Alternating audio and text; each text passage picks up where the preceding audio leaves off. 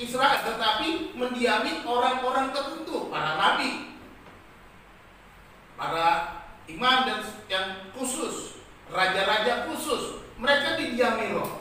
Ya, kita melihat bahwa ketika Daud saja berjatuh ke dalam dosa, dia minta ampun ketika dia ditegur oleh Nabi Nathan, dia minta ampun kepada Tuhan, dan dia berkata, jangan ambil rohmu daripadaku. Dia tahu persis, tanpa roh Tuhan di dalam dia nggak ada apa-apanya. Itu sebabnya dia meminta kepada Tuhan. Jadi Roh Kudus itu mendiami orang-orang tertentu dan bisa meninggalkan orang itu. Tetapi dalam perjanjian baru, Roh Kudus ini mendiami orang percaya, mendiami setiap orang yang benar-benar, yang sungguh-sungguh percaya menerima Yesus Kristus sebagai Tuhan dan Juru Selamatnya secara pribadi. Saat kita mengaku dan percaya dengan iman, dengan sungguh percaya menerima Yesus, dia mendiami kita, dia tinggal di dalam kita. Itulah Roh Kudus di dalam perjanjian baru. Setelah hari Pentakosta dicurahkan kuasa Roh Kudus turun mendiami orang-orang percaya. Pada waktu Pentakosta di Yerusalem 120 orang kira-kira, mereka penuh Roh Kudus, dan kemudian meningkat, menambah lagi 2.000, menambah 5.000 dan seterusnya. Roh Kudus itu mendiami. Itu sebabnya janji bahwa Allah itu Immanuel, Allah yang menyertai itu digenapi melalui karya Roh Kudus. Jadi kalau perjanjian baru ini kita melihat bahwa ini adalah karya Roh Kudus sendiri. Apa yang terjadi sampai masa ini adalah karya Roh Kudus. Roh Kudus yang bekerja di dalam kita. Nah, kita lihat dalam kebenaran-kebenaran yang kita lihat bahwa Roh Kudus itu diutus untuk menolong orang percaya. Ya, Roh Kudus diberikan untuk menolong orang yang percaya. Ya, karena pertama dikatakan bahwa Roh Kudus itu adalah Allah sendiri. Di dalam ayat 16a itu dikatakan, aku akan minta kepada Bapa dan Dia akan memberikan kepadamu seorang penolong yang lain. Ya, dikatakan bahwa aku minta kepada Bapa. Yesus bilang kepada para murid, Ia akan memberikan seorang penolong yang lain. Ya. Kalau kita melihat kembali ke dalam Kejadian pasal 1 ayat 1 sampai ayat yang ketiga, dikatakan di sana, pada mulanya Allah menciptakan langit dan bumi. Allah menciptakan langit dan bumi. Bumi belum berbentuk dan kosong, gelap gulita menutupi samudra raya. Ayat yang ketiga, berfirmanlah Allah, jadilah terang. Perhatikan di sana, Allah di sana disebutkan bahwa ada Roh Allah melayang-layang. Ada firman yang menjadikan terang. Di sini kita melihat Tritunggal itu, keberadaan Allah yang esa tetapi tiga penyataan kepribadian ditunjukkan di sana. Allah yang esa, Allah yang satu tetapi menyatakan diri dalam tiga pribadi. Kok bisa? Ya bisa. Jangan batasi Tuhan. Ya. Allah bisa karena Dia Allah sendiri.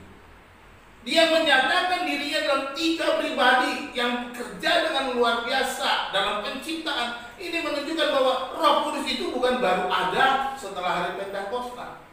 Jadi Allah sendiri yang satu itu datang menjadi penolong yang lain. Nah, di dalam bahasa Yunani kata yang lain itu ada dua macam yang digunakan di sana. Yang pertama digunakan kata allos. Yang kedua digunakan kata heteros. Nah, di dalam ayat ini Yesus berkata, aku akan minta kepada Bapa dan Ia akan memberikan kepadamu seorang penolong yang lain. Digunakan penolong allos, digunakan kata allos, bukan heteros. Terjemahannya sama, yang lain-lain. Kalau heteros itu kita biasa dengar kata heterogen, berbeda, ya enggak? Tapi sama. Itu heterogen, beda tapi sama.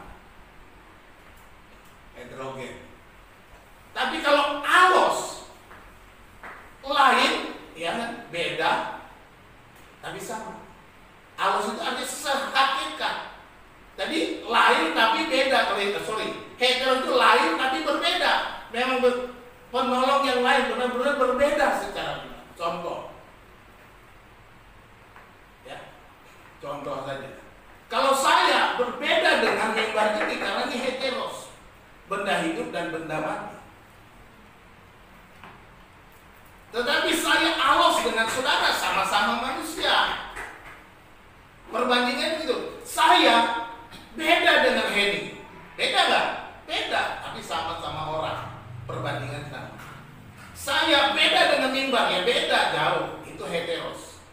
Nah, digunakan kata allos menunjukkan bahwa Yesus sendiri, Allah sendiri, pribadi Yesus, kata penolong yang lain itu adalah sama dengan dia. Walaupun beda pribadinya, tapi sama hakikatnya, sama kuasanya, sama di dalam jati dirinya. Ini menunjukkan perbedaan. Jadi Allah sendiri datang, dikatakan Immanuel, Allah menyertai. Seperti saya pernah katakan di dalam renungan-renungan saya, ini artinya bukan saja Allah menyertai, tapi Allah mendiami, Allah tinggal, Allah berkemah, itu Immanuel. Ya. Allah itu berkemah di dalam kita. Tahu artinya berkemah? Dia mendiami kemah. Kita, tubuh kita, diri kita menjadi kemahnya Allah, didiami oleh Allah. Sama seperti perjanjian lama, kalau kita melihat bagaimana roh Allah itu dalam bentuk yang awan, yang api menyertai bangsa Israel keluar dari Mesir, dan dia berkemah di tengah-tengah bangsa Israel. Sekarang dia berkemah di dalam orang yang percaya. Ya, dikatakan sebagai penolong yang sehakikat dengan Yesus sendiri. Dan kata penolong itu artinya Parakletos. Parakletos itu bisa juga seorang penghibur, seorang advokat, nah ini, seorang pembela. Jadi kita di Allah sendiri adalah penolong yang membela kita, yang ada bersama kita, dan dia akan berada dengan kita apapun dakwaan yang diberikan kepada kita. Dia adalah pembela kita. Sama seperti Yesus, dia juga disebut pembela kita, ya, advokat kita. Saudara-saudara, Roh Kudus itu bukan roh seperti roh halus yang kita bayang-bayangkan. Roh Kudus itu tidak sama atau tidak bisa bandingkan dengan roh-roh halus yang lain, bukan. Karena roh-roh yang lain itu heteros, karena dia ciptaan. Jadi kalau Allah dan kita heteros rohnya. Ya.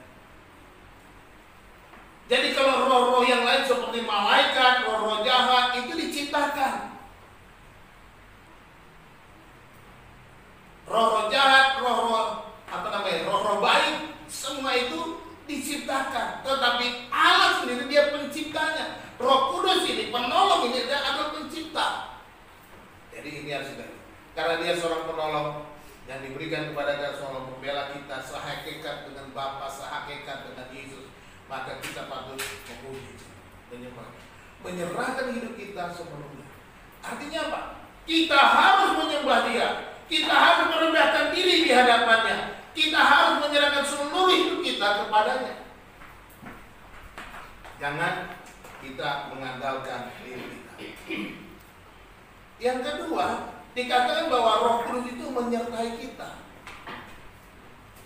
Penolong itu menyertai kita selama-lamanya. Dikatakan supaya ia menyertai kamu selama-lamanya. Puji Tuhan.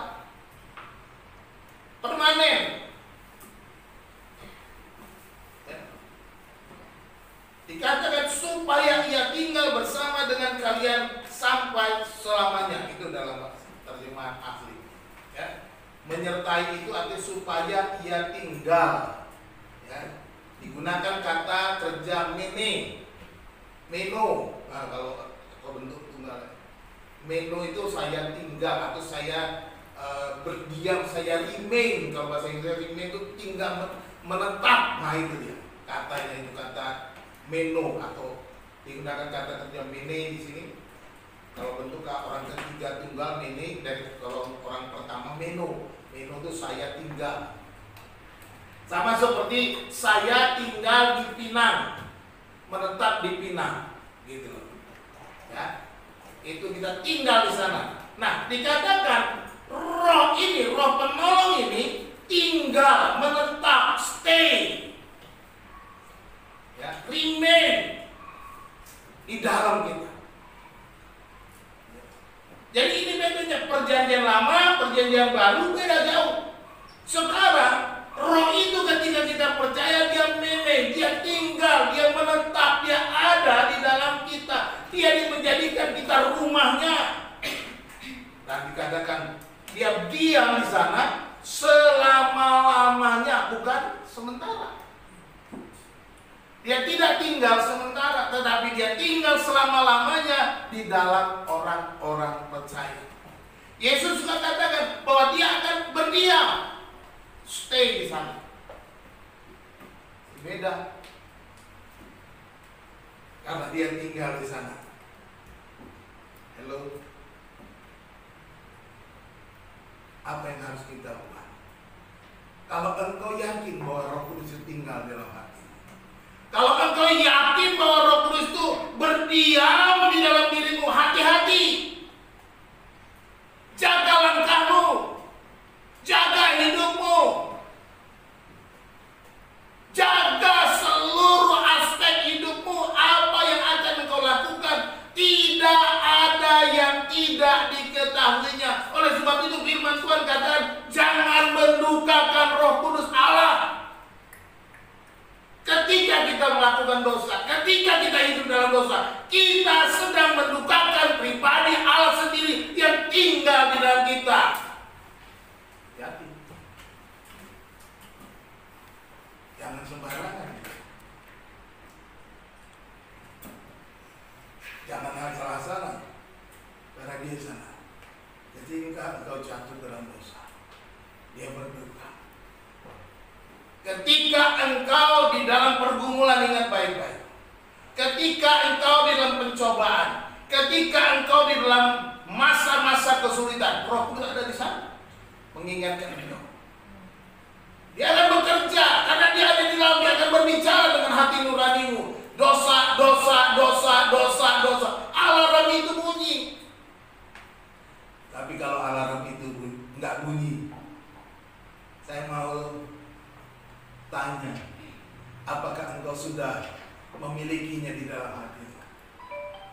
Kalau alarm itu nggak bunyi, saudara harus bertobat, saudara berbalik, saudara katakan, Tuhan, aku mau engkau tinggal dalam hidupku, supaya alarm itu bunyi, sinyal itu berbunyi, dan aku tahu bahwa aku akan melanggar dengan benar, sehingga aku tahu ini dosa, dan aku tidak akan berjalan di dalam dosa itu. Sinyalnya ada. Makanya kita selalu dikatakan hiduplah takut akan Tuhan. Takut akan Tuhan itu karena ada sinyal. Ya. Roh Kudus tidak pernah meninggalkan kita. Roh Kudus akan berduka. Efesus 4 ayat 30. Jangan dukakan Roh Kudus, karena dia tinggal, menetap. Jadi kita ingat baik-baik. Dia penolong, dia menetap. Dia berdiam di dalam kita. Dia tidak pernah meninggalkan kita sedetik pun. Ketika engkau hidup dalam dosa, dia berduka, sebab dia tidak menginginkan engkau jatuh dalam dosa. Sebab dia sudah memperingatkan engkau, dia sudah berbicara kepadamu. Kalau engkau tidak mau mendengar suaranya, engkau mengeraskan hatimu. Sudah dengar, lakukan dosa juga. Berarti engkau sedang mendukakan, keras hati. Bertobat. Kalau nggak ada suara, tidak ada sinyal, tidak ada alarm berbunyi, bertobat. Mulai langkah itu sekarang. Terima dia sebagai juru selamat, terima dia untuk tinggal di dalam dirimu, supaya sinyal itu bunyi. Seperti sinyal yang dipasang di lautan sana, ya. Sinyalnya dipasang supaya kau tahu tsunami, ada berita tsunami. Nah, kalau sinyal yang dipasang di laut sana kadang-kadang nggak muncul sinyalnya karena mesinnya rusak. Tetapi saya mau kasih tahu, Roh Kudus nggak pernah rusak. Roh Kudus nggak pernah gagal mengirim sinyal. Di laut sana itu mesin ciptaan orang, tetapi Allah sendiri nggak pernah redup sinyalnya. Sinyal itu pasti kuat. Roh Kudus menyertai kita ya. Amin. Diam-diam bila kita puji Tuhan, aku bersyukur. Roh itu diam di dalam saya. Ayat 17, Roh Kudus itu adalah roh kebenaran. Ya. Pertama, Roh Kudus itu adalah penolong. Kedua, Roh Kudus itu tinggal tetap dengan kita. Ketiga, Roh Kudus adalah roh kebenaran.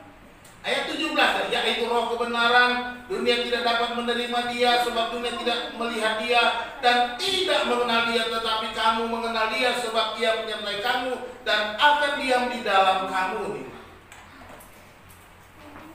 Digunakan kata roh kebenaran.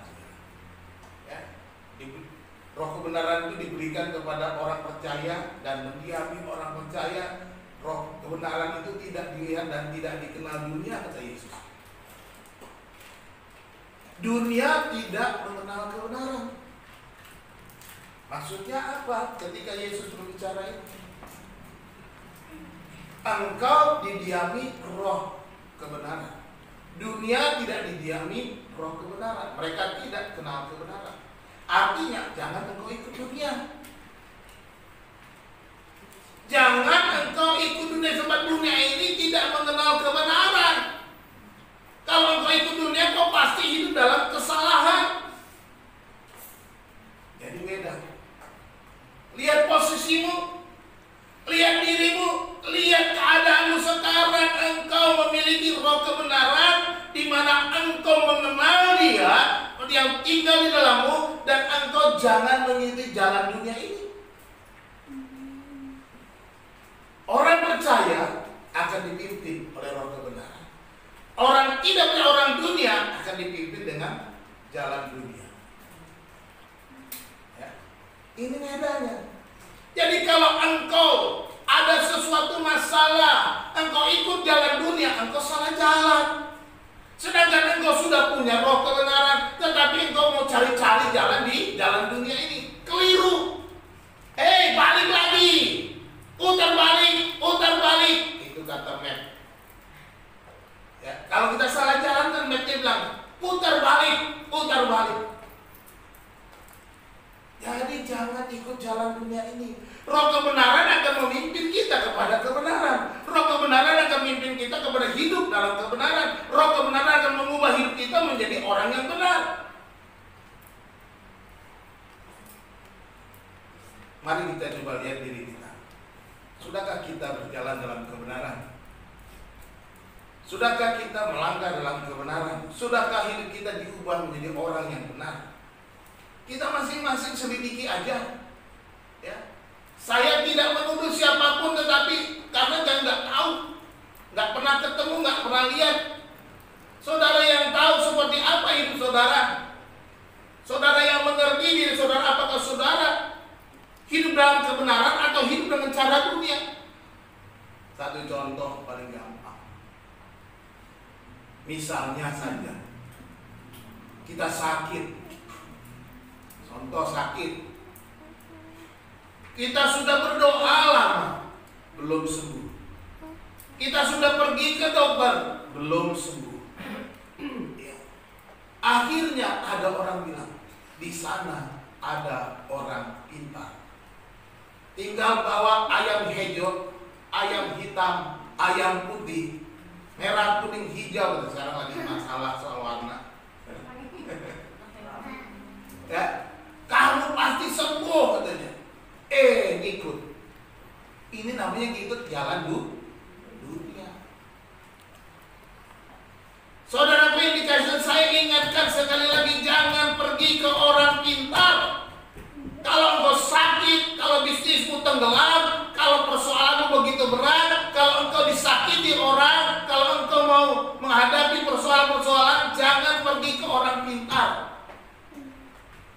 tonton TV baik-baik. Di sana dipesankan, orang pintar cuma minum telah angin. Jadi jangan ikutin dia. Saya juga bisa kalau minum telah angin doang. Yang penting apa? Kita ikut firman Tuhan, kita ikut Roh Kudus. Mau saja ditipu?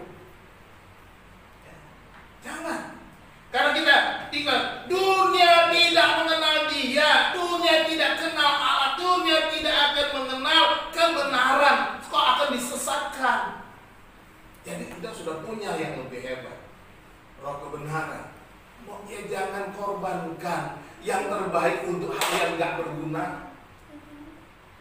Jangan korbankan yang terbaik, yang sempurna, yang luar biasa itu hanya untuk sesaat kesenanganmu dan kau hidup dalam kegagalan. Jadi lihat baik-baik, Roh Kudus itu Roh kebenaran. Itu jaminannya. Ketika engkau dalam masalah, datang kepada Dia. Ketika engkau sakit, terus bersandar kepada Dia. Ketika bisnismu tenggelam, terus mengandalkan Tuhan. Ketika engkau disakiti, datang kepada Tuhan. Ketika engkau ditolak, datang kepada Tuhan. Sebab Dia tinggal di dalam, Dia Roh kebenaran. Dia akan membenarkan hidupmu. Jangan lagi cari jalan lain. Jangan lagi cari yang aneh-aneh. Roh Kudus adalah Roh kebenaran. Dia penolong kita, yang siap sedia menolong kita kapanpun dan dimanapun. Dia tinggal menetap. Lalu dia menetap, gak pernah tinggalkan kita sendiri. Tak sedetik pun kau tinggalkan. Tak akan pernah dia meninggalkan. Mungkin kita yang sering meninggalkan dia, mengabaikan dia, mendukakan dia, menyakiti hatinya, tapi dia tinggalkan. Dan dia Roh kebenaran. Kau punya yang luar biasa, pribadi yang sempurna, pribadi yang luar biasa, pribadi yang maha kuasa. Dia Allah yang diambil. Bukankah itu hal yang paling hebat yang kita punya? Apa sih yang paling hebat? Pemazmur bilang, sekalipun dagingku dan hatiku habis lenyap, tapi Allahku yang lebih. Ada lagunya kan? Sekalipun dagingku dan hatiku habis lenyap, gunung batuku dan bagianku, Engkaulah Allah selama-lamanya. Allah saja, kata pemazmur. Baginya dia, udah cukup bagiku Allah itu. Dan sekarang dia sudah bilang engkau. Apa kurangnya dia? Kenapa kita cari sesuatu yang lain di luar sana, di luar dia? Kiranya Yesus memberkati kita. Allah ada di dalammu, muliakan Dia dengan seluruh hidupmu. Layani Dia dengan seluruh hidupmu. Jangan sia-siakan hari-harimu untuk kesenangan pribadi, ya. Karena Dia ada di dalam hidup kita. Jangan hanya sia-siakan hari-hari kita untuk kesenangan pribadi kita. Allah ada bersamamu, Dia menolong seluruh hidupmu. Jangan takut akan masa depanmu. Orang yang beriman, orang yang percaya penuh masa depannya di dalam Tuhan, dia nggak takut melangkah. Dia nggak takut apa akan yang terjadi. Saya belajar terus menerus bagaimana hidup beriman. Kadang-kadang saya berpikir seperti tadi malam, saya berpikir bukan keinginanku yang paling penting, ya, tetapi keinginan Tuhan yang paling penting dalam hidupku. Karena apa? Keinginanku bisa salah, kemauanku bisa salah. Aku mau begini besok, aku mau begini lusa, aku mau begini, tapi bisa salah. Makanya Yesus sendiri, Tuhan sendiri, ketika menghadapi pencobaan kayu salib itu, ya Bapak kalau boleh cawan ini berlalu, biarlah berlalu, tapi jangan kehendak, melainkan kehendak-Mu. Orang beriman, Sekalipun punya keinginan, aku punya keinginan, aku boleh menyampaikan keinginan itu kepada Tuhan, tapi bukan kehendak-Mu ya Bapa, tapi kehendak. Jadi ingat baik-baik, masa depanmu ada. Jangan khawatir, mungkin kau mengharapkan sesuatu di masa depan yang begini dan begitu, tetapi bukan itu. Tuhan mau yang lebih lagi, sebab Tuhan menjawab doa kita melebihi dari apa yang kita bisa pikirkan. Dia bersama kita bukan temporal. Dia mendiami kita bukan sementara, tapi Dia mendiami kita selama-lamanya. Roh kebenaran itu melakukan hal-hal yang benar untuk menyatakan siapa dirimu.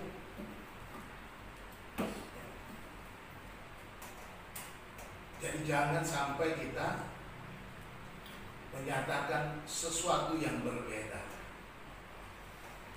Kalau kita sudah didiami roh kebenaran, roh Allah, maka tunjukkan, nyatakan bahwa hidupmu benar-benar di dalam Dia dan Dia di dalam kamu. Ingat baik-baik, Dialah penolong kita, Dialah penghibur kita, Dialah pendamping kita, Dia adalah Allah sendiri. Roh Kudus itu penolong kita. Tuhan Yesus memberkati kita. Kita berdoa.